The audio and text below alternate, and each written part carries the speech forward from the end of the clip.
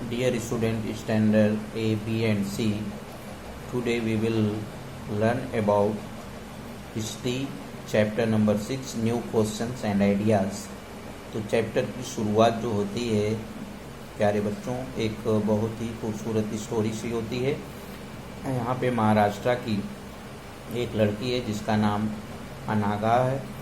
उसकी मम्मी जो है महाराष्ट्र की रहने वाली हैं और उसकी मदर जो है पुणे से उसकी 10 की बोर्डिंग हुई है स्टेशन तक छोड़ने आती हैं रात में और टीचरों से कहती हैं कि आप इनको सारनाथ वाराणसी में ज़रूर ले जाना और रास्ते में इनको जो है गौतम बुद्ध की कहानियाँ बताना।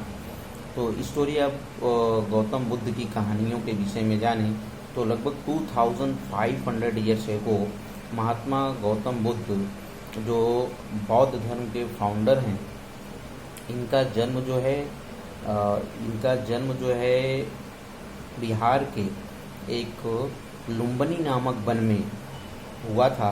इनका बचपन का नाम तो आप लोग जानते हैं सिद्धार्थ था।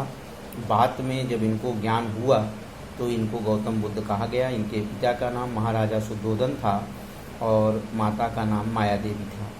ये एक क्षत्रिय कुल में पैदा हुए थे और उस समय यह वह समय था जब समाज के लोग नए नए रास्ते पे चल रहे थे और जीने की नई कला सीख रहे थे और महाजनपदा पे बहुत तेज़ी से डेवलपमेंट हो रहे थे। महाजनपदा और ये राजाओं का जो है मेन राजाओं का रहने का स्थल होता था। तो इसमें बात करते हैं गौतम बुद्ध जो एक स्मॉल छोटे से गना मतलब होता है कि लोगों का समूह जो शाक्य गण कहलाते थे। जैसा कि हमने बताया कि ये क्षत्रिय कुल में पैदा हुए थे। बाद में इनको एक पीपल ट्री के नीचे जो बौद्ध गया में आता है वहाँ ज्ञान हुआ और तब से इनको जो है जब इनलाइटमेंट हुए तो जा कर के इनको गौतम बुद्ध कहा जाने लगा। और बाद में ये लगभग ये जो है उत्तर प्रदेश के कई जगहों में गए, वाराणसी में गए और फिर उसी नगर आता है जहाँ पे पास्ट वे यानी कि यहाँ पे इनकी डेथ हो गई। आगे अध्ययन करते हैं कि किस तरीके से उन्होंने लोगों को ज्ञान दिया। उन्होंने बताया कि पूरा जीवन जो है दुख से भरा हुआ है, इसमें जीवन कष्ट से भरा हुआ है और डर से भी भरा हुआ है। तो इसके विषय में बहुत सारी बातें हैं, बहुत सारी स्टोरियाँ हैं। तो हम एक आधी स्टोरी को आपको बता दे रहे हैं ज्ञान के लिए कि एक बार ये जो है जा रहे थे और रास्ते में उन्होंने देखा अपने ये राजा के लड़के थे तो ये जा रहे थे तो इनको राजा ने और अकेले लड़के थे तो राजा ने ये सोचा था कि इनको कहीं दुख ही नहीं दिखना चाहिए। कोई अगर कोई भी दुखी दिख गया तो ये हमारे पुत्र का जो है दिमाग चेंज हो जाएगा और मूड चेंज हो गया तो ये जो है संसार को छोड़ सकता है, क्योंकि वो पहले से ही इस तरीके के विचारों में डूबे रहते थे। तो लेकिन एक संजोग की बात होती है कि एक दिन जा रहे थे और उन्होंने देखा कि एक बुड्ढा लाठी लिए हुए लाठी के सहारे चल रहा है। तो उन्होंने अपने सारथी से पूछा कि क्या मैं भी बुढ़ा हो जाऊंगा। उसने कहा जरूर, एक दिन आप भी बुढ़े हो जाओगे। तो इस तरीके से उनको दुख हुआ और फिर देखता है कि एक औरत देखता है कि एक उसके हस्बैंड की डेड हो गई है, वो बहुत रो रही है। और फिर इसके बाद जो है वो पूछते हैं क्या एक दिन मैं भी डेड हो जाऊँगा। कहा हाँ आपकी भी एक दिन डेथ हो जाएगी। तो कहा वो तो बहुत दुख की बात है।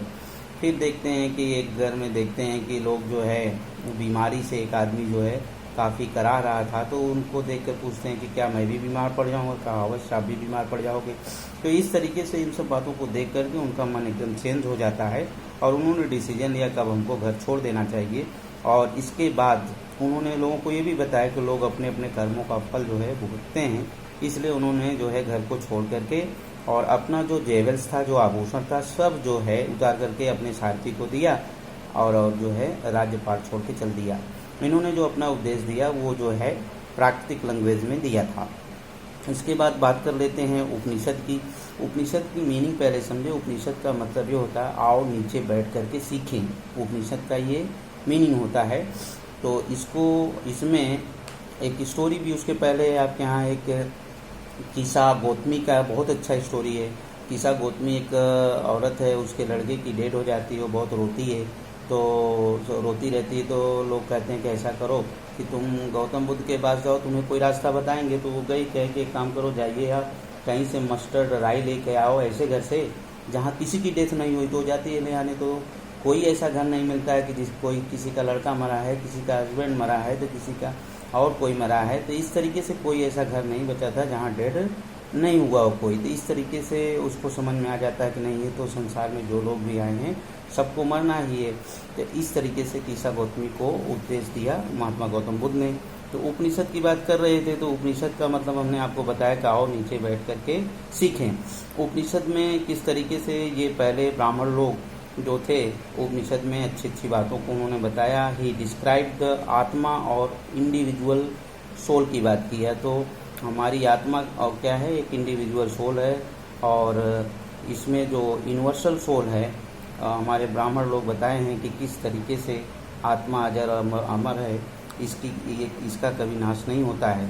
तो उपनिषद का लिटरली ये मीनिंग ही होता है कि हम इसमें अच्छी से अच्छी बातों को जो है सिखाया गया है ब्राह्मणों के द्वारा, जिसको हमको सीखना चाहिए। तो इस तरीके से ब्राह्मण लोग जो होते थे वो राजा को अपने थिंकिंग के विषय में बताते थे। और इसमें एक बहुत बड़ी थिंकर रही हैं, गार्गी का नाम आता है औरतों में, जो अपने अपाला, गार्गी, घोषा, ये भारत की ऐसी महिलाएं थी जिसको डिबेट्स में पराजित करना असंभव था। तो उसी समय एक सत्यकर्मा जाबला, यहाँ पे एक औरत का नाम आया है, और एक स्लेव वूमन थी जाबली, जिसके अंदर बहुत बड़ा टैलेंट था, और उसने भी जो है ब्राह्मण टीचर से ही सब कुछ सीखा था, और सीखने के बाद वो एक बहुत बड़ी जो है थिंकर बनी थी। आचार्य शंकराचार्य जो थे, ये उपनिषद के बहुत बड़े जो है ज्ञाता थे, और उन्होंने बहुत सारी बातें जो है लोगों को बताई हैं। और इसी संदर्भ में नाम आता है लगभग 3000 ईयर के आसपास पाणिनि जी का नाम आता है, जो बहुत बड़े ग्रामेरियन रहे हैं संस्कृत के। महर्षि पाणिनि ने, आपने देखा होगा कि ये जो है संस्कृत व्याकरण के फादर कहा जाए तो कम नहीं, ऐसा समझो फादर ही है। इसके बाद जैनिज्म की बात करें तो 24th तीर्थकर जो जैन धर्म के हुए हैं वो हुए हैं महावीर स्वामी। आप लोग जानते हैं कि लगभग 30 वर्ष की उम्र में ये भी जो है घर छोड़ करके सत्य की खोज में निकल गए थे। बाद में इनका नाम जो है महावीर स्वामी पड़ा था। 2005 ईयर्स एगो की बात है। ये भी क्षत्रिय कुल के लिच्छवी वंश में पैदा हुए थे। और बाजी संघ यानी एक ग्रुप था, ये समुदाय था जहाँ इनका जन्म हुआ, और इनके समुदाय में वो लोग रहते थे। इस तरीके से वो भी इनलाइटमेंट तो होने के लिए वो घर को छोड़ दिया, और घर को छोड़ करके वो जो है तपस्या किए, और काफ़ी तपस्या करने के बाद उन्हें भी ज्ञान हुआ। उन्होंने 5 बातें बताई: सत्य, अहिंसा, आस्तेय, अपरिग्रह। तो ये सत्य, अहिंसा, आस्तेय और अपरिग्रह समझ लेते हैं क्या है। उन्होंने बताया कि हमेशा, और प्राकृतिक लैंग्वेज में सारी बातें बताई हैं। उन्होंने कहा कि प्राकृतिक लैंग्वेज, या फिर इसको मगधी भी कहते हैं। तो इनका ये कहना था कि लोगों को सत्य बोलना चाहिए, अहिंसा, किसी जीव का हत्या नहीं करना चाहिए, चाहे वो छोटा बड़ा कोई भी हो सके तो ब्रह्मचर्य जीवन का भी पालन करें।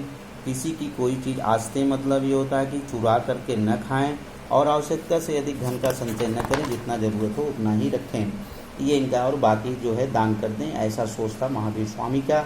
और इस सोच के साथ तो जो है भारत के विभिन्न स्टेट्स में जैनिज्म को स्प्रेड किए। तमिलनाडु, कर्नाटका, यहाँ पे जा कर के इन्होंने जो है और गुजरात में एक जगह है बल्लवी, ये भी काफ़ी चर्चा रहा 1500 ईयर्स एगो में, जहाँ पे लोगों को इन्होंने शिक्षा दी। इसके बाद संघ की बात कर लेते हैं तो महावीर और बौद्ध धर्म के लोग जहाँ पे घर बना करके रहे, उसको सबके साथ उसको संघ का नाम दिया गया। इसके बाद संघ के लोग जो बुक, बौद्ध धर्म के लोग जो बुक की रचना किए उसे विनय पिटका कहते हैं।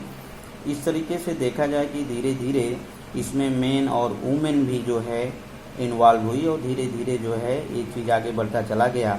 बाद में इसी संघ से बहुत सारे लोग जुड़े, और बौद्ध धर्म के लोग जो उसमें ऐसा कहा जाता है कि वो लोग भिक्षु कहलाते थे, कि ये लोग जो है इस धर्म के फॉलोअर्स जो हैं वो बिगर यानी कि भिक्षा मांग करके खाते हैं, और खा करके अपना जीवन जो है चलाते हैं। इस तरीके से इस धर्म के अनुयायी इस तरीके से अपना जीवन यापन करते हैं। आगे आ जाता है इसमें मोनास्ट्रीज की बात करने तो हिली एरिया में जो पहाड़ी एरिया होता था वहाँ पे गुफाएं बनाई जाती थी, पत्थरों को काट करके बहुत खूबसूरत जो है मकान जैसा अंदर बना दिया जाता था गुफा के अंदर, जहाँ पे लोग जो है ताकि मानसून सीजन में अपने को सुरक्षित रख सकें और मेडिटेशन में रहते थे। कभी कभी तो गार्डन्स में भी जो है बना के रहे हैं, और यहाँ पे नन भी रहती थी। नन कहते हैं जो सन्यासिनी होती थी। तो कभी कभी परमानेंट रहने के लिए ये लोग अपना स्थान बना लेते थे, जिसे राजाओं के द्वारा जो है निर्माण किया जाता था, जिसे बिहार कहते हैं। इस तरीके से देखा जाए कि बिहार जो बनते थे वुड, लकड़ी, ईंट और इससे जो है बनाया जाता था ये गुफाओं के अंदर, और वहाँ पे लोग जो है रहते थे। खास तौर से वेस्टर्न नियम देखने को मिलता है। इसके बाद आगे बात कर लेते हैं कि बिहार जो होते थे, ये जो रिच मर्चेंट्स होते थे या लैंड ओनर होते थे या किंग होते थे, ये लोग जो है डोनेट करते थे और फिर उनसे जो है इनका निर्माण होता था, और सब लोगों का जो है इस तरीके से इनके जो फॉलोअर्स थे उनका काम चलता था। तो दैट्स ऑल, मिलते हैं नेक्स्ट वीडियो में, तब तक के लिए गुड बाय।